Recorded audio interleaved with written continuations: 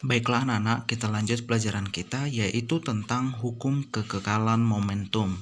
Tetapi sebelum ke sana, untuk mengingatkan kembali pada pertemuan sebelumnya kita sudah belajar tentang momentum dan impuls. Momentum itu adalah ukuran kesukaran untuk menghentikan gerak suatu benda dengan dirumuskan P sama dengan massa dikali dengan kecepatan atau P sama dengan M kali V.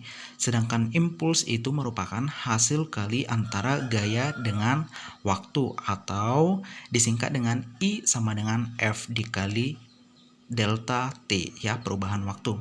Nah, jadi di sekarang kita lanjut pelajaran kita tentang hukum kekekalan momentum. Nah, bagaimanakah hukum kekekalan momentum ini?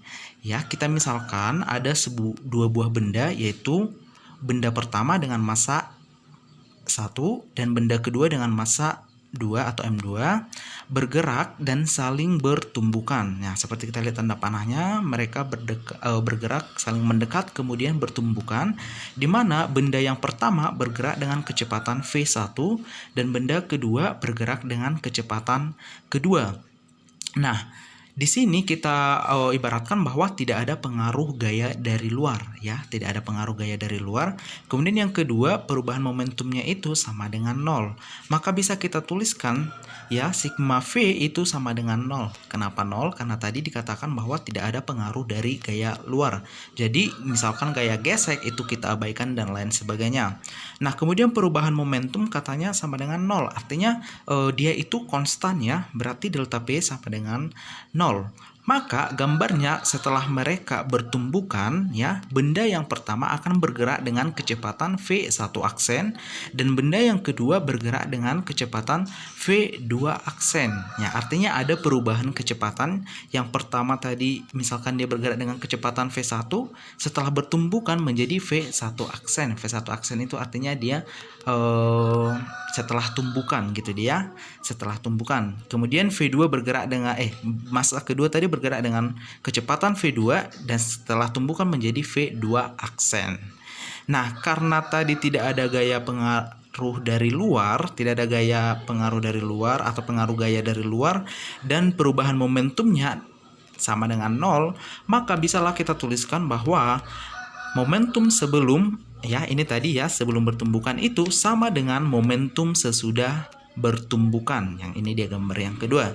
Jadi sama sekali tidak ada perubahan momentum, atau sama lagi ini dengan hukum kekekalan energi yang sudah kita bahas pada pertemuan yang sudah lewat ya. Atau bisa kita tulis singkat menjadi P konstan. Nah, seperti yang sudah Bapak jelaskan tadi di awal bahwa rumus momentum itu kan M dikali V. Maka P sebelum sama dengan P sesudah bisa kita tuliskan ya, P1 ditambah P2.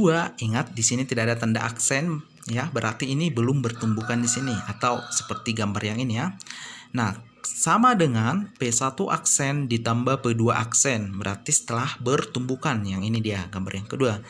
Kita pecahkan lagi, P itu kan M dikali V, berarti kalau ada P1 kita tuliskan menjadi M1 dikali V1, P2 berarti tambah M2 V2 sama dengan P1 aksen, berarti M1 dikali V1 aksen ditambah M2 dikali V2 aksen. Ingat, kenapa M1-nya tidak ada aksen? Karena massa itu tetap ya, tidak berubah. Yang berubah itu adalah kecepatannya setelah tumbukan, makanya kecepatan yang ada tanda aksennya. Oke, jadi hukum kekekalan momentum itu adalah M1 dikali V1 tambah M2 dikali V2 sama dengan M1 kali V1 aksen ditambah M2 dikali V2 aksen. Inilah hukum kekekalan momentum. Nah, dengan keterangan sebagai berikut ini ya. M1 itu merupakan massa benda yang pertama, satuannya kilogram.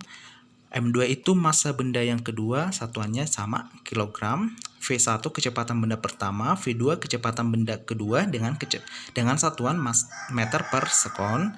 V1 aksen kecepatan benda pertama setelah tumbukan, satuannya meter per sekon, dan V2 aksen kecepatan benda kedua setelah tumbukan, satuannya meter per sekon.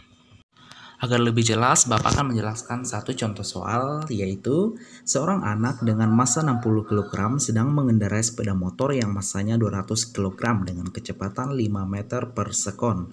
Tiba-tiba si anak terjatuh dengan kecepatan 8 meter per sekon searah dengan gerak sepeda motor. Berapakah kecepatan yang dimiliki sepeda motor setelah si anak terjatuh? Oke, kita bahas satu persatu. Oke, dari soal kita misalkan si anak itu merupakan benda pertama, maka M1 sama dengan 60 kg. Kemudian benda kedua sepeda motor, maka M2 sama dengan 200 kg.